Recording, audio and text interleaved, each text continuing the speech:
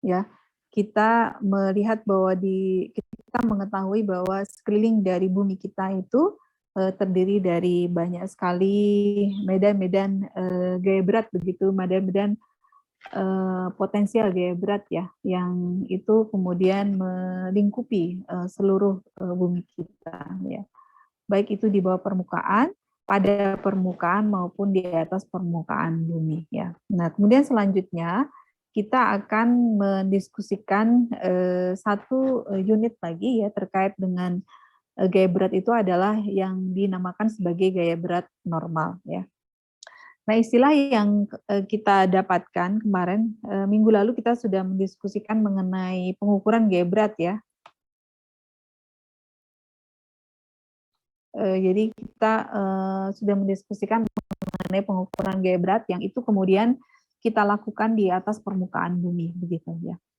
Nah, kita mengetahui bahwa bumi kita itu adalah sangat kompleks ya, dan kemudian untuk mewakili bumi kita yang sangat kompleks tersebut, maka kemudian kita dalam mendefinisikan bumi kita mendefinisikan model bumi kita ya.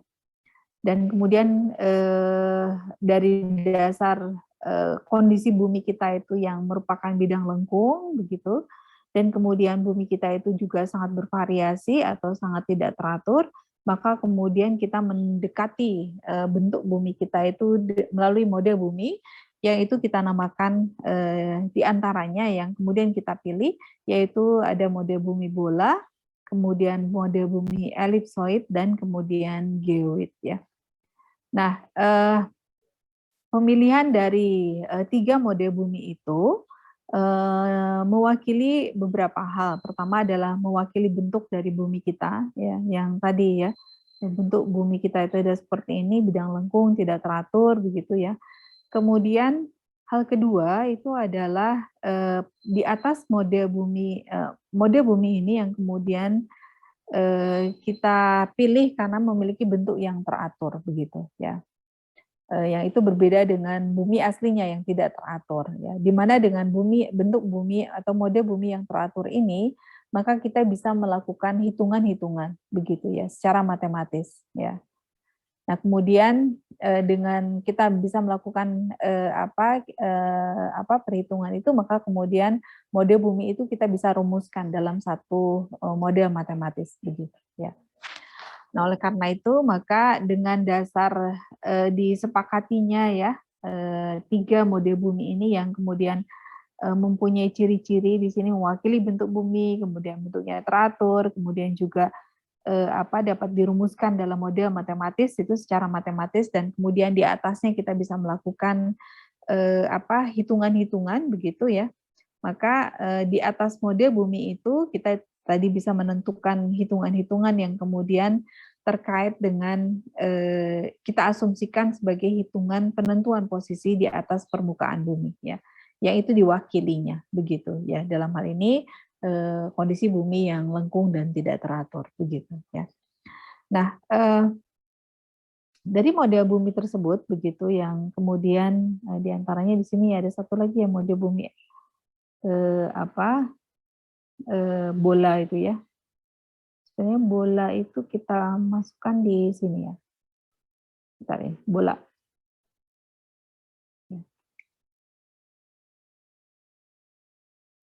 Ya, 3 model bumi yang tadi kita ketahui ya.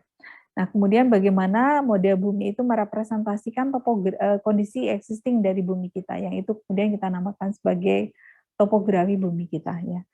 Yang kita mengetahui bahwa permukaan bumi kita itu terdiri dari 72% itu adalah lautan dan kemudian juga 20% itu adalah daratan. Kompleksitas itu yang kemudian dicoba untuk diwakili ya dengan 3 model bumi kita, yaitu pertama geoid ya, di mana geoid ini ya gambarannya seperti ini ya. Jadi ini topografi permukaan bumi yang kemudian coba direpresentasikan dengan model bumi yang itu paling mendekati kondisi topografi bumi kita, yang itu kemudian kita namakan sebagai geoid begitu ya. Nah, geoid ini yang kemudian biasa dinamakan juga sebagai model bumi Pisces ya.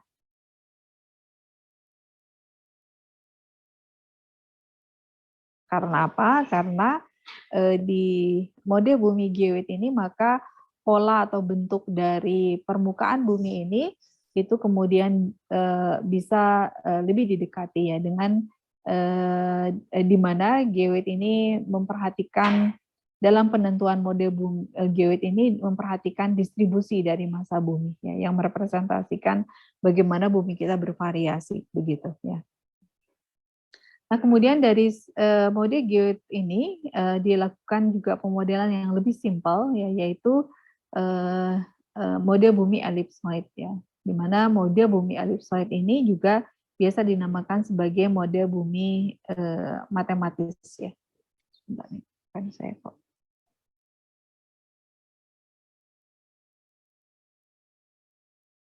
Mode bumi matematis begitu ya. Nah, dalam model bumi matematis ini tidak hanya elipsoid, sebenarnya di awal kita juga mengetahuinya itu adalah salah satu model bumi yang lainnya itu adalah bola, begitu ya. Di mana ini bola, kita mengetahui ini adalah pendekatan awal ya dari bumi kita, ya, yang kemudian selanjutnya setelah dilakukan pengukuran-pengukuran sederhana terkait dengan dimensi dan atau ukuran dari bumi, maka kemudian disepakati mode bumi selanjutnya yang mode bumi fisis yang merepresentasikan kondisi bumi kita yang lebih dekat itu adalah yang elipsoid ini ya. Nah, kemudian dari berbagai mode bumi itu berikutnya kemudian kita proyeksikan begitu ke bidang datar itu yang kemudian kita bagaimana menggambarkan ya, menggambarkan bumi kita ya, itu yang kemudian biasa dinamakan sebagai peta ya, di mana peta itu adalah proyeksi datar ya, proyeksi bumi kita itu dalam bidang datar ya. Itu yang kemudian saat ini pada saat kita menentukan bentuk dan ukuran bumi, di antaranya adalah kita menyatakannya dalam bentuk peta begitu ya. Namun demikian peta itu tentu saja tidak kemudian langsung dari topografi langsung ke peta begitu, tapi melalui berbagai model bumi sehingga kemudian perubahannya ya dari topografi ke peta itu kemudian menjadi terukur begitu ya. Nah, kemudian kita mengetahui bahwa terutama ya di dalam kita mendefinisikan model bumi yang fisis ini ya, geoid ini kemudian direpresentasikan tadi merepresentasikan dengan distribusi massa begitu ya. Wah, ini koneksinya sangat lambat. Distribusi massa begitu. Nah, distribusi massa itu yang kemudian direpresentasikan dengan medan geopotensial ya.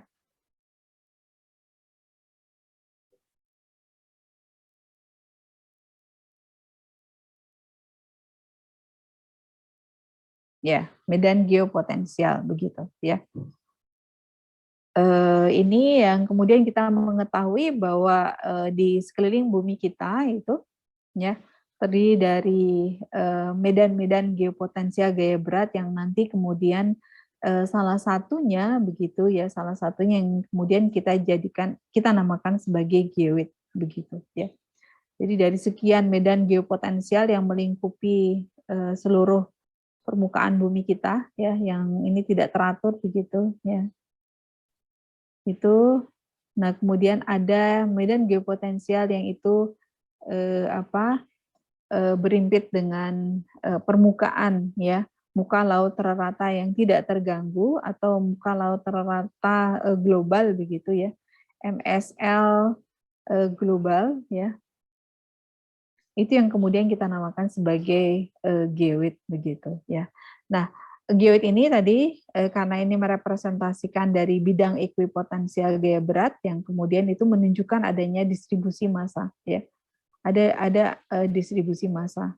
Nah, oleh karena itu untuk menetapkan atau membuat model geoid ini, maka salah satu data inti dari pembuatan model geoid itu adalah data gaya berat begitu ya. Nah, kita mengetahui ya bahwa gaya berat itu adalah resultan dari gaya gravitasi ya, yang itu gaya tarik yang disebabkan oleh pusat massa bumi begitu ya. yang bekerja pada setiap unit massa yang ada di bumi kita, begitu, baik itu di dalam, pada maupun di atas permukaan bumi, ya. Dan kemudian pada unit massa itu terdapat keseimbangan, ya, yaitu yang disebabkan karena bumi kita berotasi, itu yang kemudian dinamakan sebagai gaya sentrifugal, ya. Dan kemudian kita sudah mengetahui, ya, bagaimana resultan dari gaya gravitasi dan gaya sentrifugal ini, ya, yang itu membentuk gaya berat, ya. Dan kita mengetahui bahwa gaya berat itu adalah vektor, dan itu kemudian dalam satu sistem ruang dia mempunyai komponen baik itu pada arah sumbu X, pada arah sumbu Y, maupun pada arah sumbu Z, ya. Nah, kemudian kita juga mengetahui bahwa gaya berat itu dia juga mempunyai potensial, ya. Dan kemudian kita mengetahui bahwa gaya berat itu adalah, atau gaya itu adalah gradien dari potensial, ya. Sehingga kemudian kita juga mengetahui berapa besarnya potensial dari gaya gravitasi, maupun juga kita mengetahui berapa potensial dari gaya berat, ya. Dan kita memiliki di sini, ya, besarnya potensial gaya berat itu adalah sama dengan potensial dari gaya gravitasi ditambah dengan potensial dari gaya sentrifugal, ya. Sehingga kita mendapatkan nilai potensial dari gaya berat, begitu, ya. Itu yang kemudian bekerja, ya, pada semua unit massa yang ada di bumi kita. Kemudian, ya, terkait dengan bagaimana kita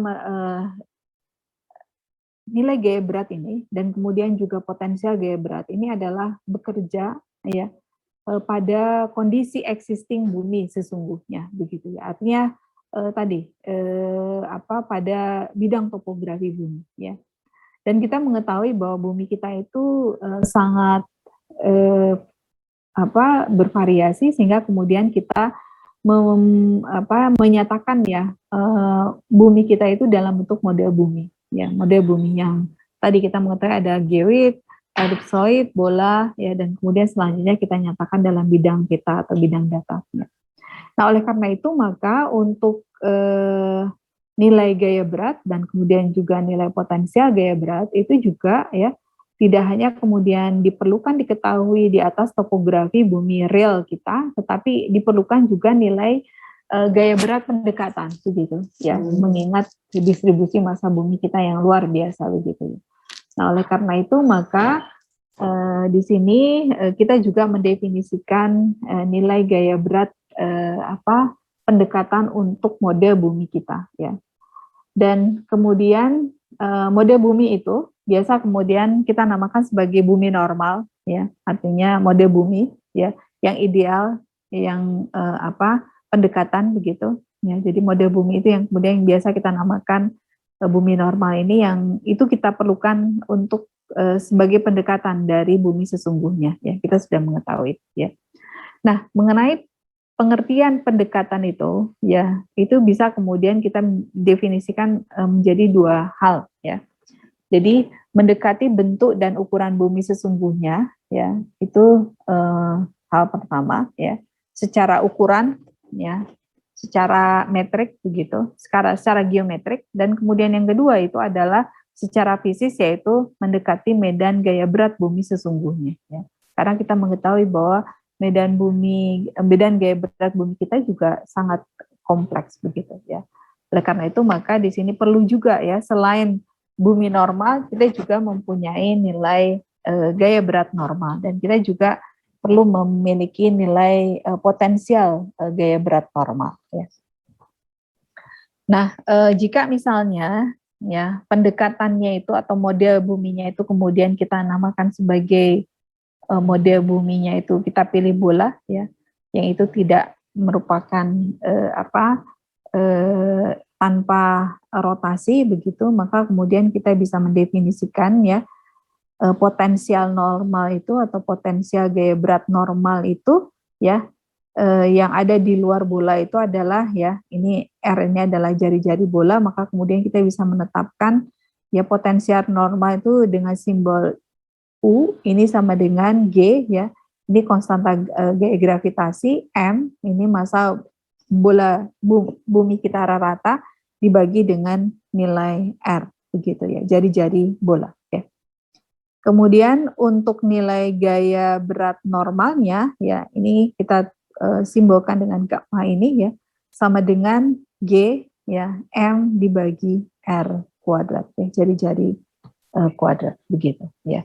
Nah, gambarannya seperti apa sebenarnya hubungan antara gaya berat di topografi, atau biasa kemudian karena gaya berat topografi itu adalah kita ukur ya, maka biasa kemudian dinamakan juga gaya berat observasi begitu ya.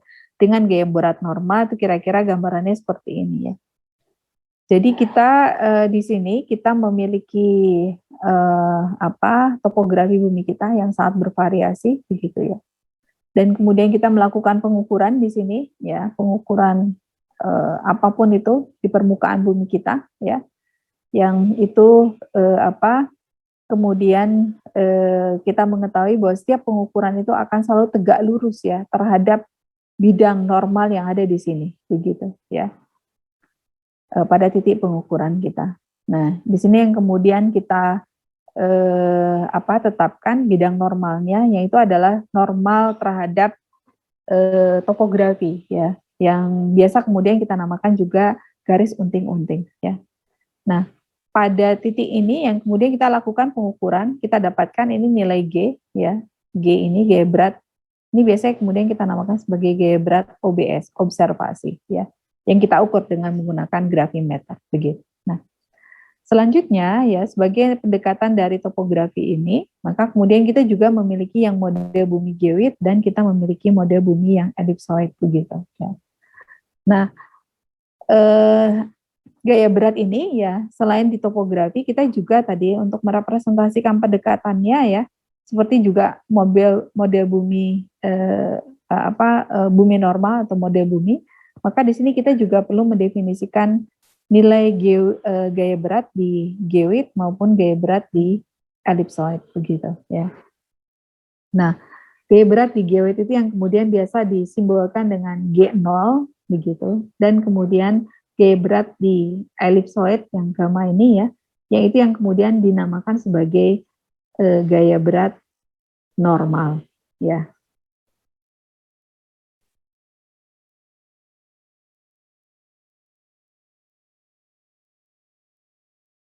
Begitu.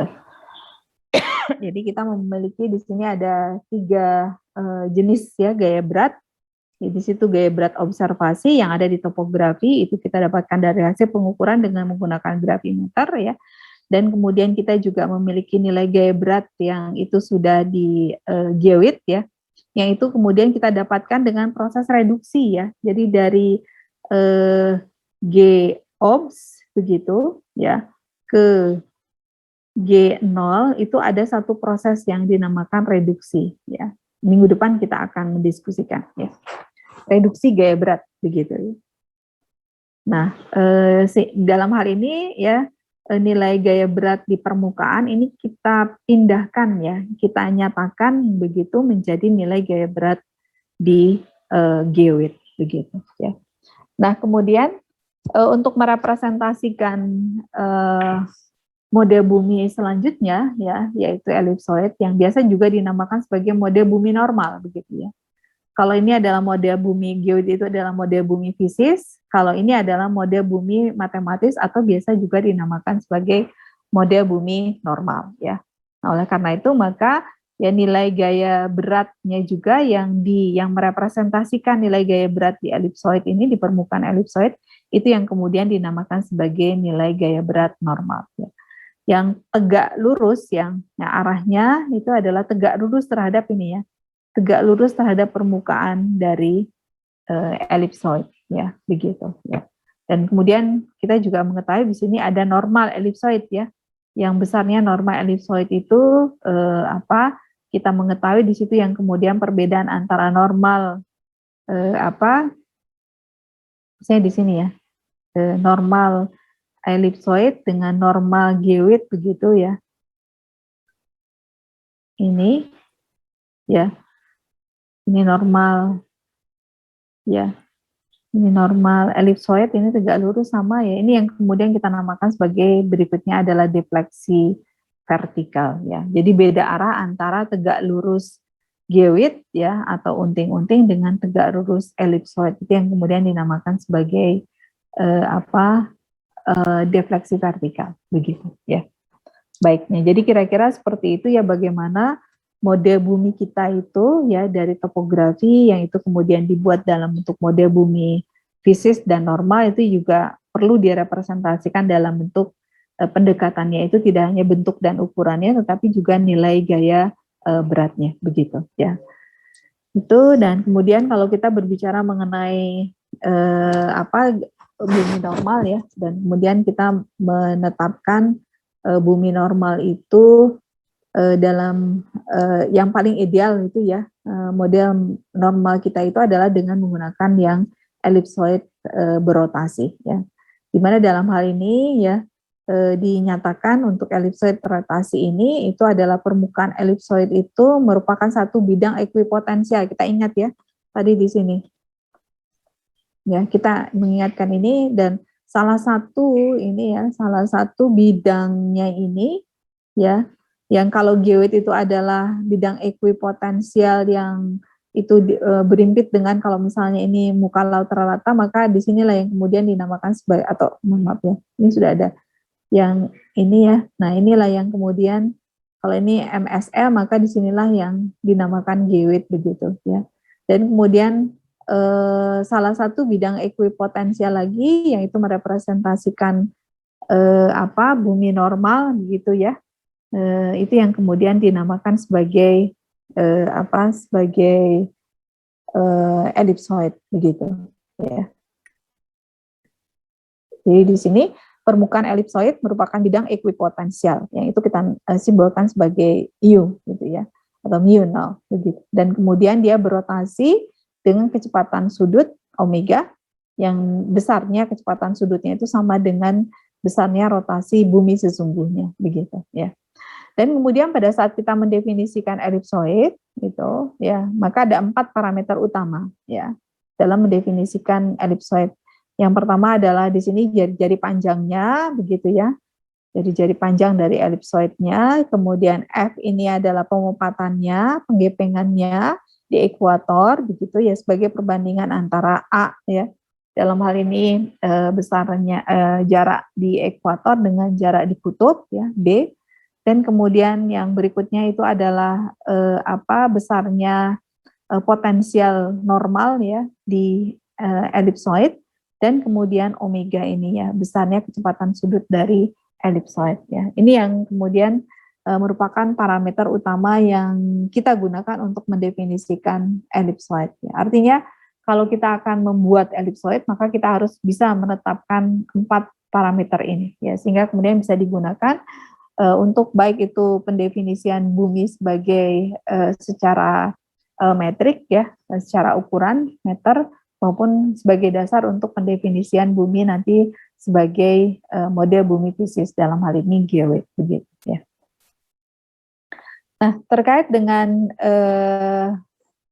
bagaimana kita merepresentasikan ya, bagaimana kita merepresentasikan nilai potensial gaya berat normal ya, atau gaya berat elipsoid begitu ya. Nah, kita juga bisa merepresentasikannya ya di dalam satu deret harmonik bola gitu. Sistem harmonik bola ini banyak digunakan untuk merepresentasikan mengenai distribusi massa bumi gitu ya. Jadi nanti kalau misalnya di mata kuliah geodesi fisis ya, pada saat kita akan mendefinisikan geoid, kita banyak menggunakan sistem harmonik bola ini begitu ya. Nah, di dalam sistem harmonik bola ya, di mana yang persamaan yang sebelumnya ini ya, ini persamaan dalam sistem koordinat X, Y, Z kartesia biasa begitu, itu kemudian dapat didefinisikan seperti ini ya, di mana di sini mu ya dalam sistem harmonik bola itu ada satuannya adalah R untuk jari-jarinya, kemudian sudutnya, ininya ya, sudut polarnya begitu. Kemudian di sini masih konstanta gaya gravitasi kemudian besarnya nilai massa raratanya atau biasa juga dinamakan M0 itu ya, massa rarata bumi normal ya, dibagi dengan jari-jari panjang ya. Dan ini kemudian merupakan satu satu fungsi ya, satu penjumlahan begitu ya dari seluruh permukaan bumi kita, sehingga kemudian di sini dinyatakan dalam degree ya, degree L ini adalah degree ya. Jadi dalam kita mendefinisikan, misalnya kita mendefinisikan sistem bumi kita ya seperti ini misalnya, nggak benjol ya, bukan agak benjol lagi ya, kita mendefinisikan seperti ini dan kemudian kita mendefinisikan bumi misalnya seperti ini ya. Nah ini banyaknya kita mendefinisikan bumi kita, kan ini kalau misalnya lingkarannya itu semakin banyak ya, maka resolusinya itu semakin ya, kita mendefinisikan gridnya itu menjadi semakin lebih teliti begitu ya. Ini kalau kita rapatkan lagi, ini kira-kira gambarnya akan menjadi seperti ini ya. Dan kalau dirapatkan lagi begitu ya. Nah, itu akan menjadi semakin lebih detail lagi resolusi atau semakin tinggi ya tingkat ketelitian atau ketelitian ya atau resolusi dari gambaran atau model dari bumi kita begitu ya. Nah, ini kemudian setiap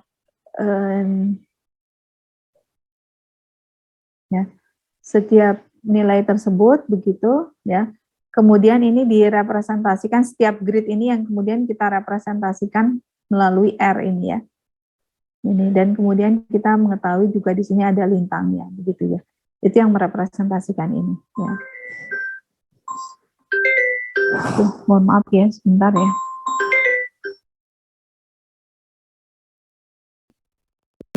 Untuk yang turunan pertamanya begitu, dan kemudian untuk turunan keduanya kita dapatkan besarnya adalah sebesar 6 gamma dibagi A kuadrat ya. Nah, dari itu maka kemudian berikutnya kita gabungkan keseluruhannya dan kemudian kita mendapatkan besarnya nilai gaya berat normal begitu di atas ketinggian itu sebagai persamaan nilai gaya berat ini di A ya atau di permukaan begitu dikali 1 ya dikurangi 2 per A dikali 1 ditambah F ini adalah pemupatan begitu ditambah M tadi yang ini gabungan dari omega kemudian nilai konstanta gravitasi dan juga parameter fisis ya, parameter fisis dari elipsoid begitu.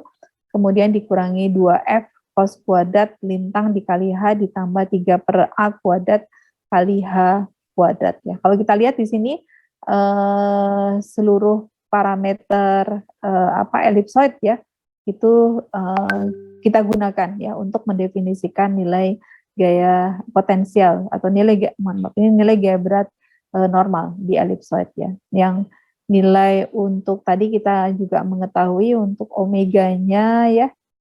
Untuk omeganya kita dapatkan di sini ya. Kemudian untuk pemupatannya kita di sini, kemudian A di sini begitu ya.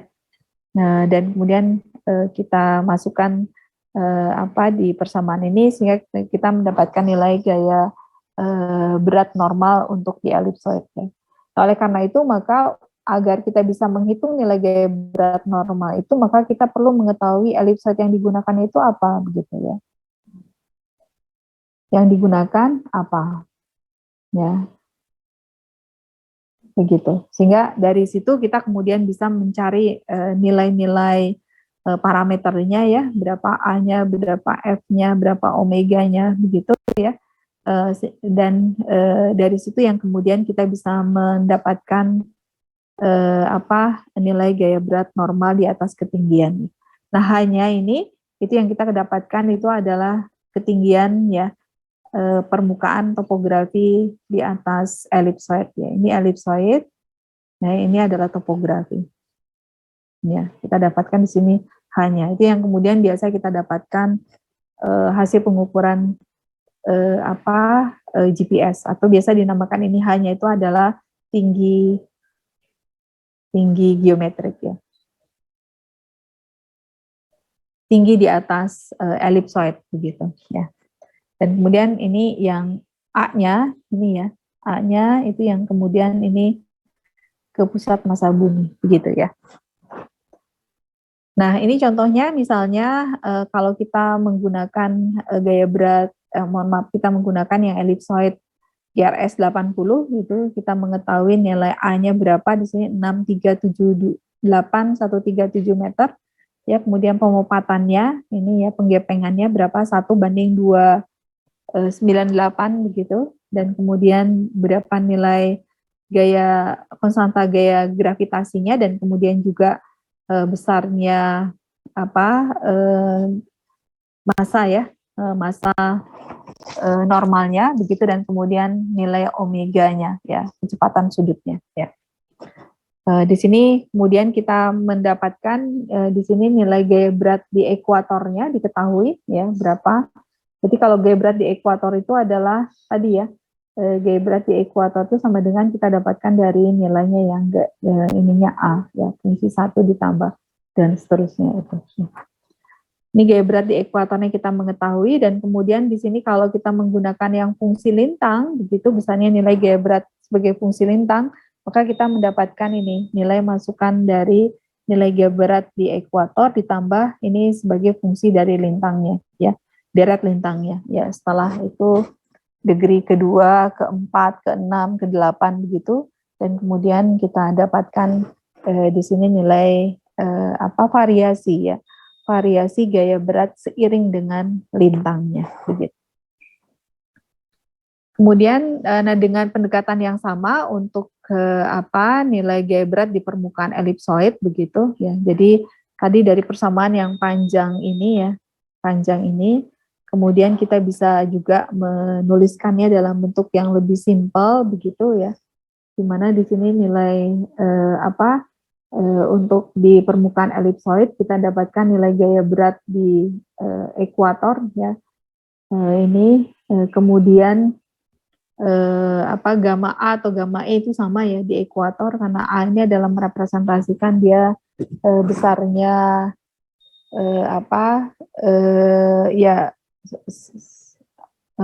jari-jari ya, jari-jari panjang ya dari ellipsoid begitu.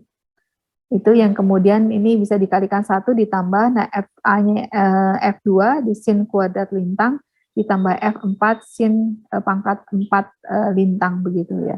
F2-nya kita dapatkan dari persamaan yang awal yang panjang itu, kemudian kita masukkan begitu, yang isinya adalah F ditambah 5/2M ditambah setengah F kuadrat ya, dikurangi 26/7 FM ditambah 15/4M kuadrat begitu ya. Setelah ini komponen-komponennya kita gabungkan, kita mendapatkan nilai yang F2 gitu ya.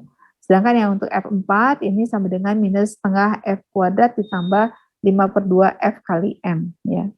Dengan ya, sinus pangkat 4 lintangnya ini, yang ini ya, itu sama dengan sinus kuadrat lintang ditambah 1/4 sinus kuadrat kali 2 lintang begitu ya.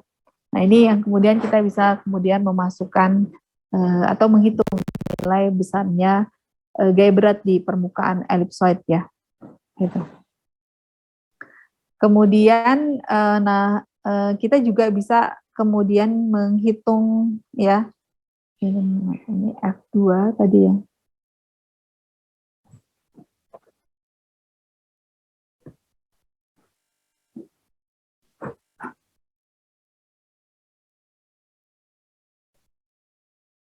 Ya, atau kita juga ya, kita bisa menghitung dengan persamaan yang lain gitu ya. Dimana dengan persamaan yang lain itu di sini kita bisa menentukan ya besarnya gaya berat di permukaan bumi pada lintang tertentu itu sama dengan besarnya nilai gaya berat di ekuator dikali 1 ditambah ini pemupatan tadi ya, pemupatan di di penggepengan dari gaya berat begitu, sinus kuadrat kali lintang dikurangi 1/4 F4 sinus kuadrat 2 kali lintang ya. Atau kita juga bisa menuliskannya itu dalam persamaan yang lebih pendek lagi, yaitu di sini nilai gaya berat di ekuator ya dikali 1 ditambah beta 1 ya. Beta 1 itu merepresentasikan ini nilai besarnya nilai pemopatan itu ya.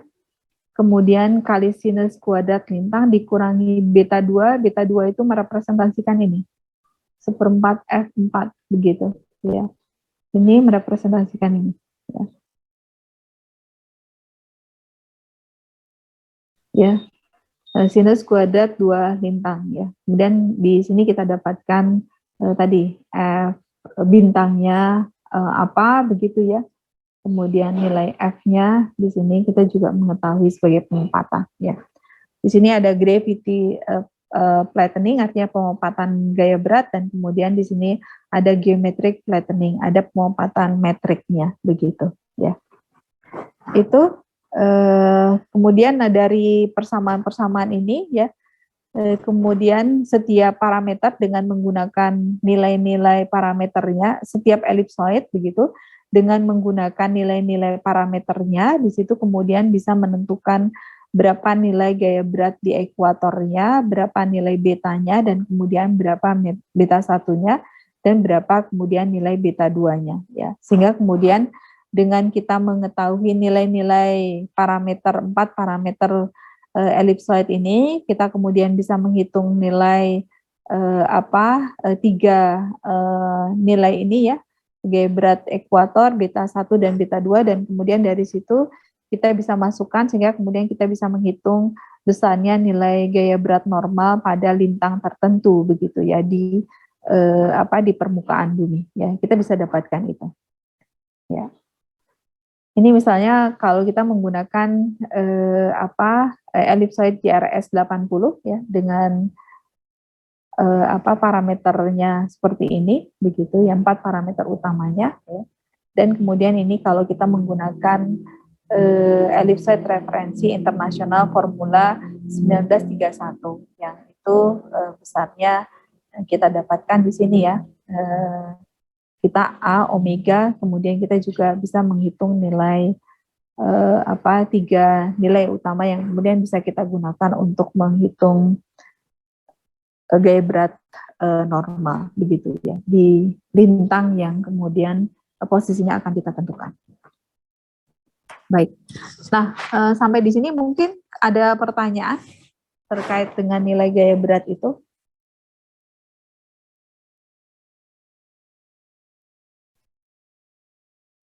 Ya, pada dasarnya ya konsepnya adalah kembali ya itu mungkin persamaan-persamaannya banyak, tapi itu adalah turunannya, tapi pada dasarnya ya kira-kira konsepnya adalah di sini ya. Jadi kita mengetahui bahwa gaya berat itu merupakan salah satu parameter fisis yang penting begitu untuk kita di bidang geodesi karena manfaatnya yang sangat besar begitu ya. Kemudian oleh karena itu kemudian kita banyak melakukan pengukuran gaya berat yang itu kita lakukan di atas topografi begitu ya. Nah, pengukuran gaya berat itu yang kemudian kita namakan sebagai geobservasi ya. Yang besarnya itu yang arahnya dia tegak lurus begitu terhadap ini ya. Tegak lurus terhadap permukaan bumi kita atau juga tegak lurus terhadap geoid begitu yang arahnya adalah ke pusat massa bumi begitu ya. Itu dan kemudian untuk kebutuhan kita melakukan pemodelan bumi kita ya atau menggambarkan bumi kita, maka kita menyatakannya dalam model-model bumi ya. Dan model bumi itu kita memiliki yang model bumi fisis dan model bumi metrik atau model bumi normal ya. Nah, oleh karena itu maka nilai gaya berat ini kita juga harus mengetahui berapa besar nilai gaya beratnya itu dalam model bumi kita, baik itu nilai gaya berat di geoid maupun nilai gaya berat di ellipsoid ya. Nah, nilai gaya berat di geoid itu yang kemudian kita namakan sebagai G0 ya. Yang itu kita dapatkan dari reduksi yaitu memindahkan dari nilai gaya berat observasi di permukaan bumi ke nilai gaya berat di atas permukaan geoid ya. Yang itu metode reduksinya itu akan kita diskusikan minggu depan begitu ya. Sedangkan berikutnya kita juga perlu untuk mendapatkan nilai gaya berat normal ya, yang itu di atas pada elipsoid begitu. Nah, ini pendekatannya adalah kita dengan menggunakan persamaan gaya berat di bumi kita begitu, dan kemudian kita juga menentukan berapa besar nilai gaya berat normalnya begitu ya, dengan menggunakan konsep-konsep terutama yang digambarkan dalam satu sistem deret harmonik bola ya, untuk merepresentasikan bumi kita begitu ya.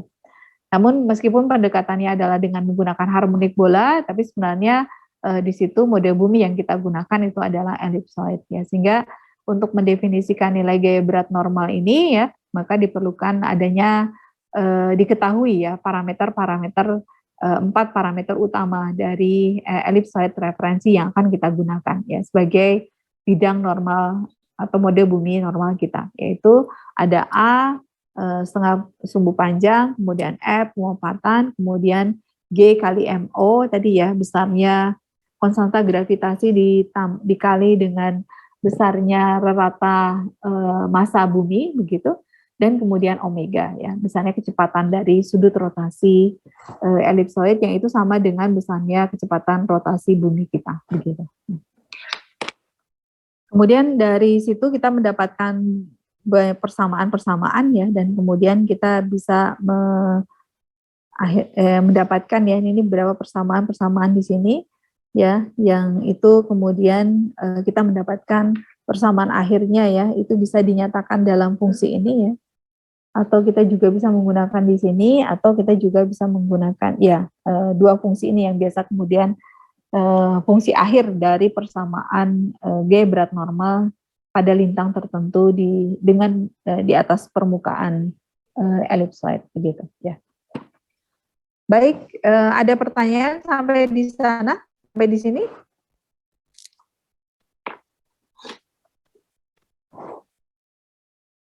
Baik, kalau tidak ada pertanyaan ya kita coba kan menghitung itu ya dengan JRS tadi. Ini ada tes formatif ya, dan kemudian nanti dicobakan. Kemudian ini degree-nya itu pada lintang 10 derajat, ini NIM-nya ya. Di belakangnya ditulis NIM ya. Kemudian 30 derajat, NIM ya. Kemudian berikutnya 45 derajat NIM ya, nomor ketiga ya, 3 huruf terakhir, dan 60 derajat NIM begitu ya. Ini tolong dihitung begitu ya, dengan menggunakan ellipsoid referensi GRS 80 ya. GRS 80 itu berarti menggunakan ini ya persamaannya, dan kemudian kita sudah mendapatkan nilai untuk nilai gaya berat normal di ellipsoid, kemudian beta 1 dan beta 2-nya begitu ya. Sehingga kemudian kita tinggal memasukkan ini ya. Itu. Nah, kemudian di sini juga hitung perbedaan nilai gaya berat normal di ekuator dan di kutub. Berarti yang pada lintang 0 begitu, dan kemudian lintang di sini lintang 90 derajat begitu ya, berapa perbedaannya. Kemudian kita juga di sini mengapa terjadi perbedaan nilai gaya berat di kutub dan di ekuator, nanti tolong dijelaskan begitu. Apa komponen yang membuatnya berbeda begitu ya. Nah, berapa perbedaan nilai dari setiap komponen tersebut ya. Jadi misalnya penyebabnya itu adalah tadi jari-jarinya atau apanya begitu. Nah, berapa besarnya perbedaan itu ya dari setiap komponen tersebut begitu. Itu kemudian juga hitung nilai gaya berat normal pada lintang 45 derajat dengan ellipsoid GRS ini ya, GRS 67. Nah, ini dengan GRS 67, mungkin kalau GRS 67 belum ada di sini ya. Jadi ini digunakan yang ini aja, internasional formula yang ini ya. 19 yang ini, bukan ini GRS ini, tapi Interna IF 1931 ya. Itu ya. Kemudian bandingkan hasil perhitungan dengan menggunakan internasional formula 1931 dengan yang menggunakan GRS 80 ya. Kemudian apa kesimpulan yang bisa Anda hasilkan begitu ya. Itu saya kira kalau tidak ada pertanyaan, harapannya semua sudah paham begitu ya. Dan kemudian untuk lebih memahamkan, kita akan mencoba untuk mengerjakan tes formatif ini, begitu ya. Kemudian nanti hasilnya itu bisa diunggah di Elok ya, atas nama, ini ada tugas personal, sehingga silakan nanti diunggah di Elok, begitu. Ada pertanyaan sampai di sini? Baik, kalau tidak ada, saya kira cukup. Saya persilahkan untuk mengerjakan. Ya? Untuk yang NIM itu maksudnya gimana ya Bu? Yang 10 Ya. derajat koma NIM itu? Ya, ini kan misalnya NIM-nya berapa ya? Ini siapa yang tanya? Irfan Bu. Irfan. Ya, Irfan. NIM-nya berapa Irfan? 3 terakhir, digit terakhir dari NIM. Misalnya ini Irfan itu 4828862 ya? Di ini NIM-nya Bu. Kalau NIM terakhir mungkin 384 angkanya. Oh, 384. Yang variatif apa ya? Yang kalau NIU itu yang fakultas ya? NIU itu yang univ Bu. Yang 6 univ. angka. Yang 6 angka. Yang berbeda itu yang mana? Yang berbeda banyak? Semuanya berbeda nih Bu. Oh ya, sudah. Berarti ini yang nomor induk yang fakultasnya berapa Irfan? 38 Bu terakhirnya. 38. 384. 384. Depannya berapa? 533 53384. 53384. Nah, berarti ini menggunakan yang ini ya. Berarti nanti menggunakan 10,384 gitu derajat. Gitu ya. Oh, yeah, gitu ya. Semua diakhiri yang di ininya. Sesuai dengan NIM ya. Gitu. Itu. Baik, kalau tidak ada pertanyaan, selamat mengerjakan. Nanti kemudian hasilnya bisa diunggah ke Elok ya. Saya harapkan semua bisa bekerja sendiri begitu ya. Karena ini harapannya ini bukan kemudian nanti hasilnya benar begitu ya. Tetapi yang penting itu Anda bisa begitu ya. Apapun itu hasilnya, saya akan menghargai bagi mereka yang bisa daripada kemudian mereka yang benar begitu. Tapi tentu saja akan lebih menghargai mereka yang bisa dan benar gitu ya. Tetapi diusahakan bahwa Anda bisa begitu sehingga harapannya Anda mengerjakan ini begitu ya. Itu saya kira selamat bekerja. Saya tutup. Terima kasih ya. Assalamualaikum warahmatullahi wabarakatuh. Saya